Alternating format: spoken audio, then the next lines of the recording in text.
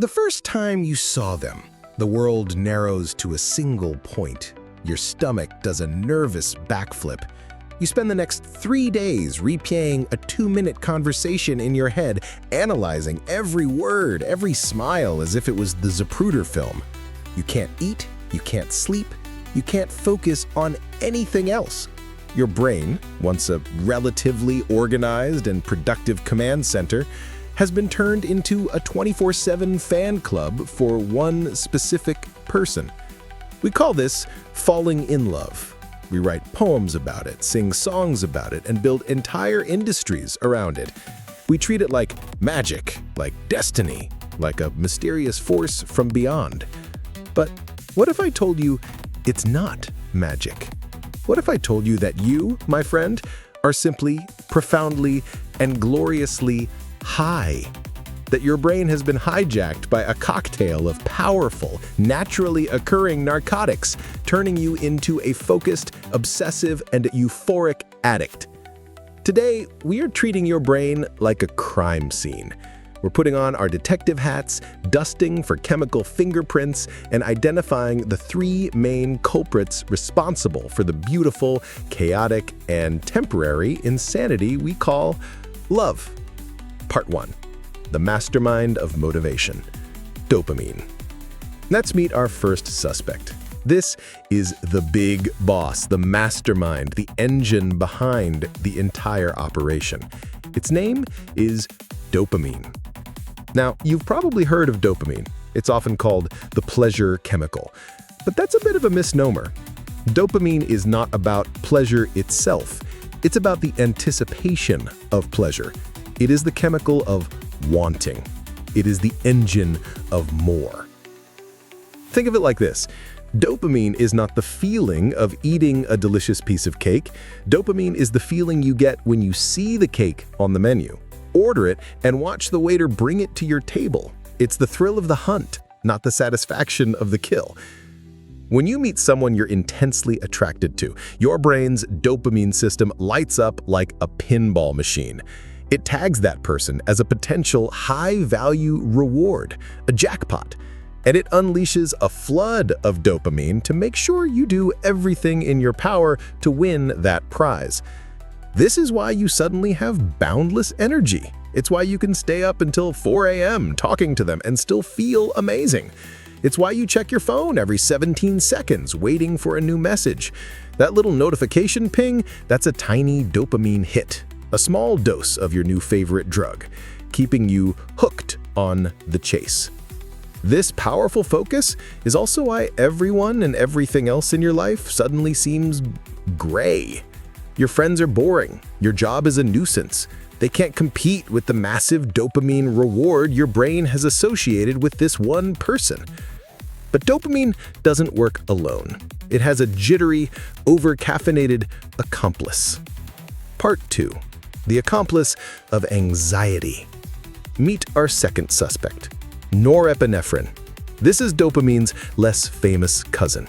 If dopamine is the focused motivation, norepinephrine is the raw, physical energy. It's the chemical that puts the butterflies in your stomach. Norepinephrine is part of your body's fight or flight system. It's closely related to adrenaline. Its job is to make you alert, focused, and ready for action. When you're falling in love, your brain releases a steady stream of it. The results? A racing heart when you see them, sweaty palms when you're about to meet them, that feeling of your stomach dropping when they call. You're not just imagining it. Your body is in a state of high physiological alert. Your brain essentially thinks you're either about to run from a saber-toothed tiger or ask for someone's number, and frankly, the physical response is pretty much the same. This chemical is also responsible for boosting your memory. This is why you can remember the exact shirt they were wearing, the precise way they laughed, the song that was playing in the background. Norepinephrine is stamping these details into your long-term memory, screaming, "This is important! Pay attention!" So, we have the obsessive focus from dopamine and the jittery, nervous energy from norepinephrine.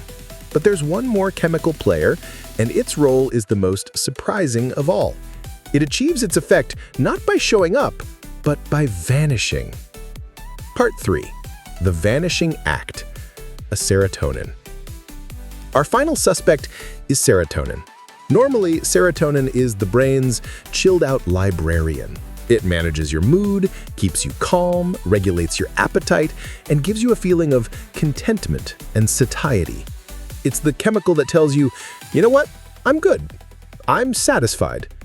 So you'd think that in a state of euphoric love, your serotonin levels would be through the roof, right? Wrong. In one of nature's most brilliant and cruel twists, when you're in the early, passionate stages of love, your serotonin levels plummet. Scientists have measured this.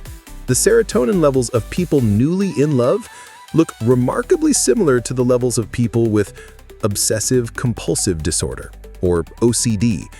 Think about what that means. A drop in serotonin is linked to intrusive, obsessive thoughts. It's the inability to stop thinking about something. Sound familiar? This is the neurochemical reason why you can't get them out of your head. Your brain has literally lost its "I'm satisfied, I can stop thinking about this now" chemical. You are, in a very real sense, temporarily obsessed. So there you have it. The perfect chemical storm, the intense wanting of dopamine, the nervous energy of norepinephrine, and the obsessive thinking from a lack of serotonin. It's a neurological masterpiece. It's a miracle we get anything else done at all. But here's the thing about this state. It's a sprint. It's a glorious, euphoric, all-consuming sprint, and you can't sprint forever. This intense chemical cocktail is metabolically expensive. It's stressful. Your brain simply cannot sustain this high-alert, obsessive state for long.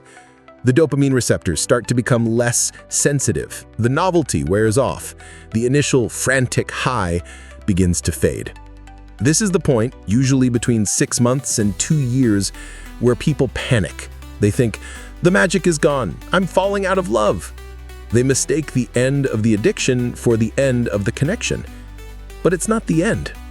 It's an evolution. It's the second act. As the initial drug phase recedes, a new team of chemicals takes the stage.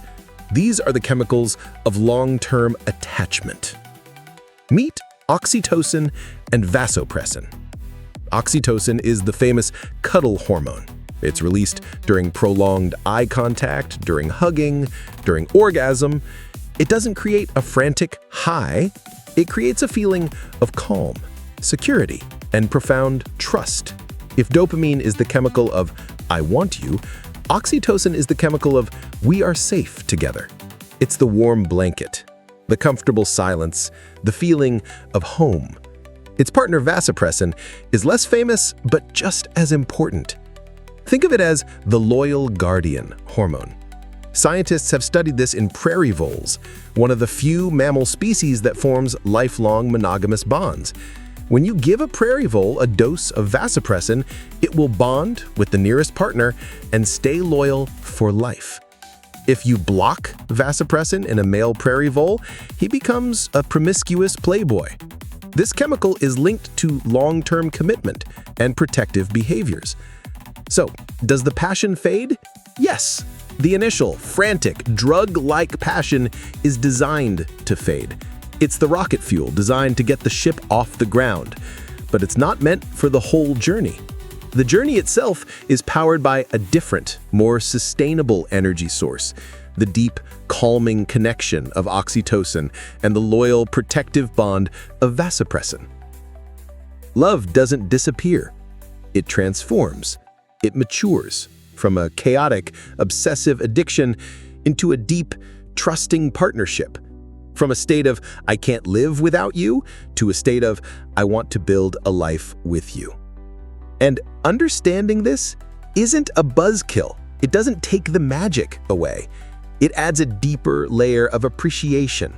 It allows us to enjoy the wild, beautiful insanity of the beginning without panicking when it naturally evolves into something calmer, deeper, and more enduring. It's a biological masterpiece from start to finish. So what do you think? Is knowing the science behind love more or less romantic? Let's debate it in the comments below. And if you want to keep decoding the beautiful, weird programming of the human brain, make sure you're subscribed. Because the more you understand the machine, the better you can enjoy the ride.